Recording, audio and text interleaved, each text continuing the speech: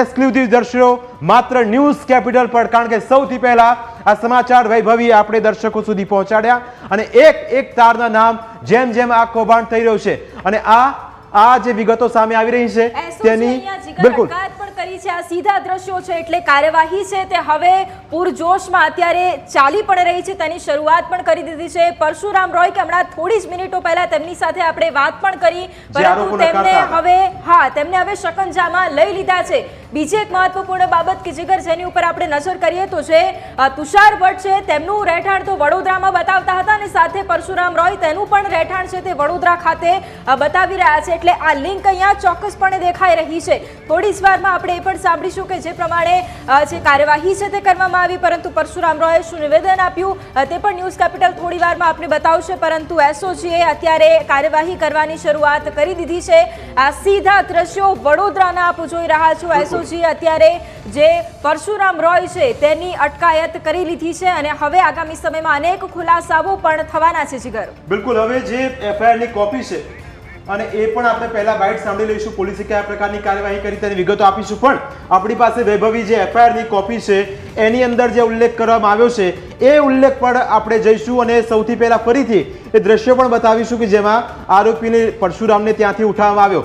પરશુરામ થોડી વાર પહેલા એ ના બોલતા હતા કે મારી કોઈ સંડોવણી નથી. આ ત્રીજા દ્રશ્યો પરશુરામને પોલીસ એસઓજી લઈ ગઈ છે અને અટકાયત કરવામાં આવી છે પરશુરામની. પરશુરામ રોય ઉતરતી વખતે જ જે છે તે પરશુરામ રોય છે તેની જે છે તે અટકાયત કરવામાં આવી છે. આપ જોઈ રહ્યા છો કે હાલ એસઓજી પોલીસ જે છે તે તેમને અહીંથી લઈ જઈ રહી છે. એટલે કહી શકાય કે પંચમહાલની અંદર જે નામ ખુલ્યું હતું તે આરોપીને હવે અહીં આગળ ધરપકડ કરી લેવામાં આવી છે. આપણે એસઓજી ના જે પીઆઈ છે એમની સાથે વાત કરવાનો પ્રયત્ન કરીશું. સર, શું માહિતી મળી હતી અને શું વાત થઈ હતી?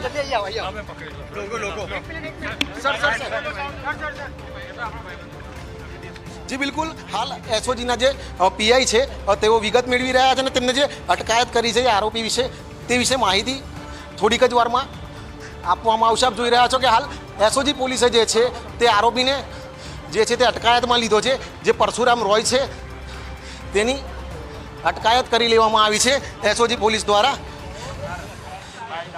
એસઓજી ના પીઆઈ જે છે તે અહીં આગળ છે, આપણે એમની સાથે વાત કરીશું. સર, શું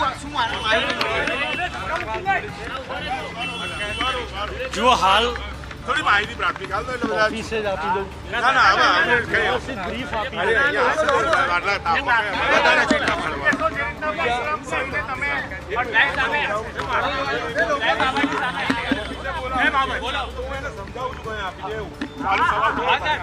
સાહેબ, એક જ મિનિટ, આટલી ગરમીમાં તમે ઓફિસ દોડવાની વાત કરો, થોડી બ્રીફ કરી લો તો સારું. ચલો ભાઈ, બધા રેડી?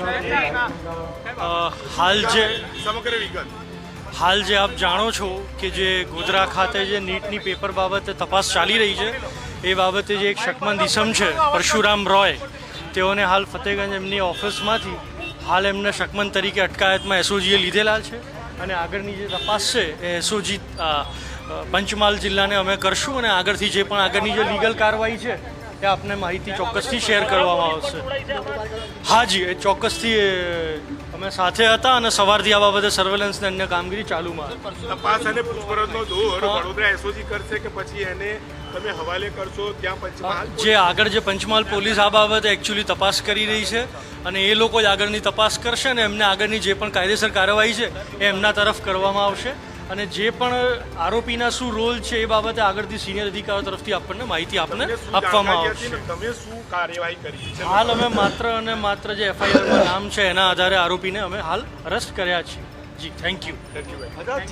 બિલકુલ, આ હતા એસઓજીના પીઆઈ જે છે વિવેક પટેલ. તેઓ કહી રહ્યા છે કે પંચમહાલ પોલીસ દ્વારા તેમને માહિતી મળી હતી. માહિતીના આધારે જે વડોદરા એસઓજી છે તેમને જે આરોપી જેનું નામ આવી રહ્યું છે તેને પરશુરામ રોય, તેને હાલ એસઓજી પોલીસે તેની ધરપકડ કરી છે અને તેઓ આગળ જે છે તે પંચમહાલ પોલીસને સોંપશે અને આગળની તપાસ જે છે તે પંચમહાલ પોલીસ કરશે.